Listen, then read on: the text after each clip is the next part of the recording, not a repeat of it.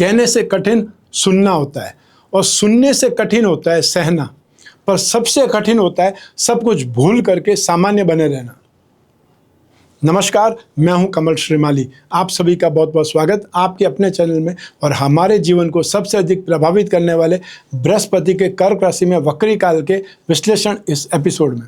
यह एपिसोड आपकी राशि, नाम राशि अर्थात मून साइन पर आधारित है।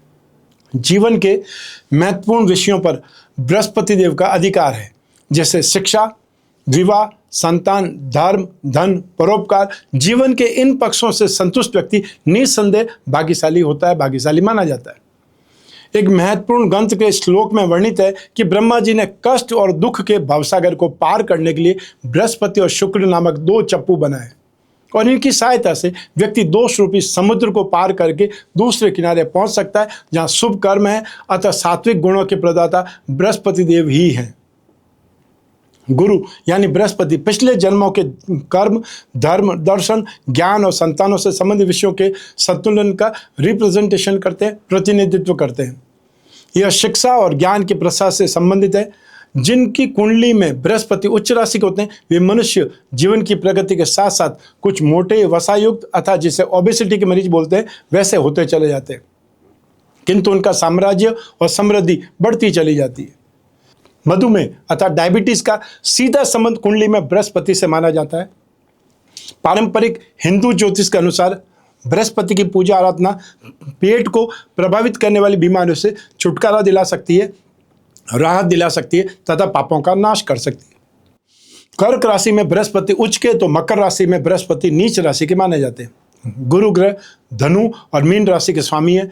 सूर्य, चंद्रमा और मंगल के साथ में इनकी मित्रता है, तो शुक्र और बुध के साथ में ये शत्रुवत संबंध रखते हैं। राहु, केतु और शनि के साथ में इनका संबंध न्यूट्रल है, तटस्थ है। वैदिक ज्योतिष के अनुसार व्यक्ति के जीवन में विभिन्न क्षेत्रों का रिप्रेजेंटेशन, विभिन्न क्षेत्रों का प्रतिनिधित्व 12 भाव करते हैं और ग्रहों की चाल और स्थिति को गोचर के रूप में जाना जाता है। ज्योतिषीय मतानुसार बृहस्पति अपने राशि से 5वें, 7वें और 9वें भाव के समय जिन भावों की ओर दृष्टिपात करते हैं, जिन भावों पर दृष्टिपात करते हैं अर्थात दृष्टि देते हैं, उन पर अमृत तुल्य कृपा प्रदान करते हैं, जिससे आपके जीवन में सुख, समृद्धि और शुभता का आगमन होता है। अब यही देवगुरु बृहस्पति 11 नवंबर 2025 को रात 10:11 पर कर्क राशि में वक्री होंगे और वक्र गति से चलते हुए 5 दिसंबर 2025 को मिथुन राशि में प्रवेश कर जाएंगे और 11 मार्च 2026 को प्रातः 8:58 पर पुनः मिथुन राशि में 120 दिन के बाद में मार्गी होंगे। बृहस्पति आपके राशि भाव में गोचरवश वक्री होंगे। बृहस्पति की इस राशि में गति परिवर्तन से शिक्षा भाव अर्थात शिक्षा और संतान भाव, सप्तम भाव दाम्पत्य सुख भाव और भाग्य भाव पर बृहस्पति की दृष्टि पड़ेगी। इन दृष्टियों का भी मैं अलग अलग विश्लेषण करूंगा। बृहस्पति के वक्री होने से शारीरिक परिश्रम से तथा ये बोल सकते हैं मेहनत से फाइनेंशियल गेन प्राप्त करेंगे। समाज में मान सम्मान और परिवार का सुख सहयोग मिलेगा। धन संपत्तियों में अच्छा लाभ मिल सकता है और आप रेगुलर निरंतर धन संपत्ति में वृद्धि करने का प्रयास करते रहेंगे। आपके कार्य व्यवसाय में विघ्न, बाधाएं भी आएंगी।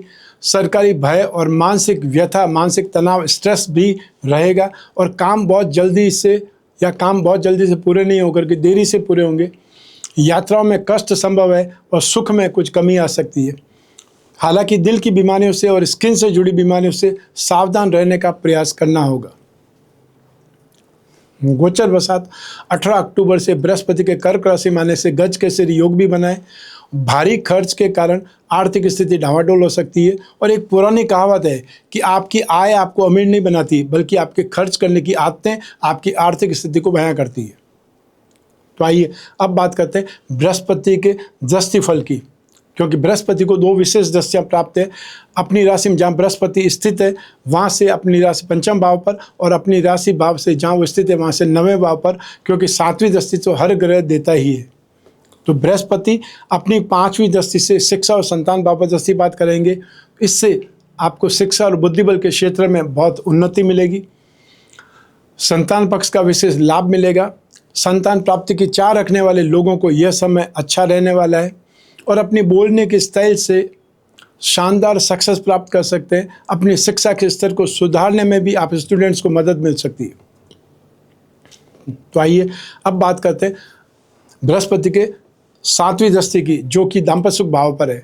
तो बृहस्पति की 7वीं दृष्टि से सुंदर सुशील जीवन साथी की प्राप्ति हो सकती है जो अविवाहित है।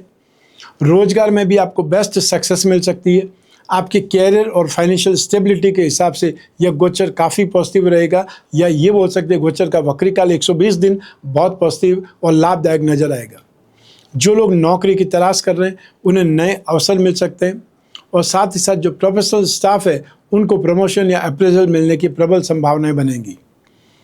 अपने टारगेट को अचीव करने में आपको कई प्रकार की बाधाएं भी मिल सकती है, और यह गोचर जो लोग प्रेम संबंधों में है या कोई न कोई रिलेशनशिप में, उसमें जीने का समय है और जीवन में नए साथी से जुड़ने की संभावनाएं बनेगी। यदि कहा जाए कि वांछित जीवन साथी की प्राप्ति हो सकती तो भी गलत नहीं होगा। जो विवाहित है उनको जीवन साथी का भरपूर साथ मिलेगा, जिससे आपके रिश्ते में प्यार और स्नेह की एक शानदार तालमेल है, एडजस्टमेंट है, वो दिखाई देगा। तो आइए अब बारी है बृहस्पति की 9वीं दृष्टि, जो कि भाग्य भाव पर पड़ रही है। तो बृहस्पति की 9वीं दृष्टि से भाग्य का साथ मिलेगा, धार्मिक प्रवृत्ति पनपेगी, आर्थिक स्थिति के लिए समय शुभ है। छोटे या बड़े जो भी बिजनेस है उससे जुड़े व्यक्तियों को अधिक धैर्य और शांति के साथ में काम करना पड़ेगा। शेयर बाजार से जुड़े लोगों को इस दौरान इन्वेस्ट करने की और साथ ही नए अवसर प्राप्त हो सकते हैं इन्वेस्टमेंट के लिए, और इस दौरान आपकी संपत्ति या जमीन जायदाद में इन्वेस्टमेंट करने की जो इच्छा है, संभावनाएं उसमें भी नज़र आती है। आपके कैरियर और फाइनेंशियल जो सेक्टर है उस पर धीरे धीरे लेकिन निरंतर लाभ प्राप्त करने और फाइनेंशियल टारगेट को अचीव करने में सपोर्ट मिलेगा। आइए अब बात करें बृहस्पति ग्रह की शांति के उपाय के बारे में। डायबिटीज़ अर्थात मधुमेह का सीधा संबंध कुंडली में बृहस्पति से माना जाता है। बृहस्पति की पूजा आराधना आपके पेट को प्रभावित करने वाली बीमारियों से राहत दिलवा सकती है, और अगर आप गुरु के दुष्प्रभाव से पीड़ित हैं तो इन उपायों को अपनाना चाहिए। सबसे पहले 10 अवतार विष्णु कवच धारण करें, और जो सामर्थ्यवान है इसके साथ में ही लक्ष्मी नारायण कवच भी धारण कर सकते हैं, तो इसका इम्पैक्ट बहुत शानदार हो जाएगा। बृहस्पति ग्रह का पिरामिड या फिर नवग्रह दोष निवारक पिरामिड अपने बेडरूम में रखना चाहिए जहां आप सोते हैं, क्योंकि ये एक प्रकार से आपको थेरेपी देने का काम करेगा और आपकी माइंड बॉडी सोल को ट्यून अप करेगा, अर्थात आप अपने जीवन में सफलता के लिए जो संतुष्टि चाहते हैं अपने घर में वो आपको मिलेगी। विष्णु प्रतिमा घर की पूजा में स्थापित करते नित्य उस पर अभिषेक करें, और अभिषेक करते समय ओम नमो भगवते वासुदेवाय इस मंत्र का मन ही मन उच्चारण करते रहें। गुरुवार के दिन अर्थात थर्सडे के दिन गुड़, केला, चने की दाल, कोई भी पीली वस्तु आप दान कर सकते हैं जो आपकी पॉकेट अलाउ करे, और दान हमेशा जरूरतमंद को किया जाता है। आप खुद पूजा पाठ कर सकते हैं तो आपको पुरुष सूक्त या विष्णु सहस्त्र नाम का पाठ करना चाहिए, और या फिर बृहस्पति के एकाक्षरी बीज मंत्र ओम ब्रह्म बृहस्पते नमः इस मंत्र का जाप करना चाहिए। तो ये था कर्क राशि में बृहस्पति के वक्री काल का एपिसोड। 120 दिन तक बृहस्पति वक्री रहेंगे, उसका इम्पैक्ट आपकी राशि पर क्या पड़ेगा, और ये आपकी जन्म कुंडली में से एक ग्रह चंद्रमा को आधार बना करके मैंने आपको बतलाया है। आप चाहें तो अपनी जन्म कुंडली के संदर्भ में इस गोचर फल को सटीकता से जान सकते हैं, क्योंकि जन्म कुंडली आपकी अपनी है और आपकी अपनी बर्थ डिटेल से ही बन सकती है। लेकिन जब जीवन में समस्याएं ज़्यादा हो, भविष्य में झांकना हो, कोई बहुत बड़ा डिसीजन लेना हो, तो अपनी कुंडली का विश्लेषण करवाना चाहिए, समय समय पर करवाना चाहिए, 1 वर्ष में एक बार जरूर करवाना चाहिए, जिससे आने वाले समय की झलक आपको मिल जाए। यदि आने वाला समय पॉजिटिव है तो आप दिल खोल करके काम करेंगे, कॉन्फिडेंस के साथ में काम करेंगे, और साथ में उसमें इन्वेस्टमेंट भी करेंगे और थोड़ा सी डेयरिंग भी करेंगे या थोड़ी बहुत रिस्क भी लेंगे, तो उसका इम्पैक्ट आपको बहुत ज़्यादा प्रॉफिट के रूप में दिखाई देगा। और यदि आने वाला समय नेगेटिव है तो हम जितना बच सकते हैं, जितना नुकसान से बच सकते हैं, वो अलर्टनेस से आप अपना नुकसान कम कर सकते हैं, वो भी आपकी जीत है।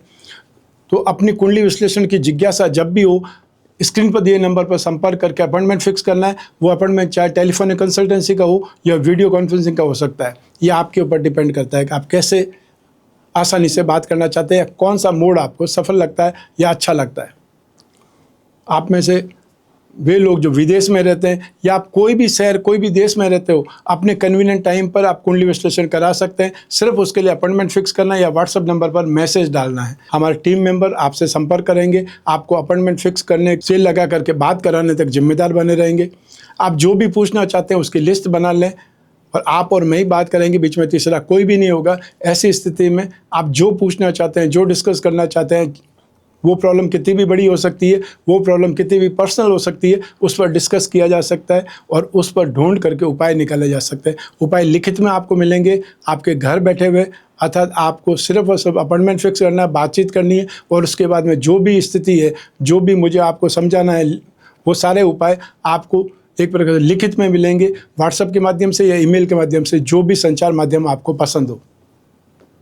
मैं हमेशा कामना करता हूँ कि आप स्वस्थ रहें, प्रसन्न रहें, सुरक्षित रहें, अपना और अपने परिवार का बहुत बहुत ख्याल रखें। आप सभी को मेरा नमस्कार, बहुत बहुत शुभकामनाएं। ईश्वर आपकी रक्षा करे। धन्यवाद।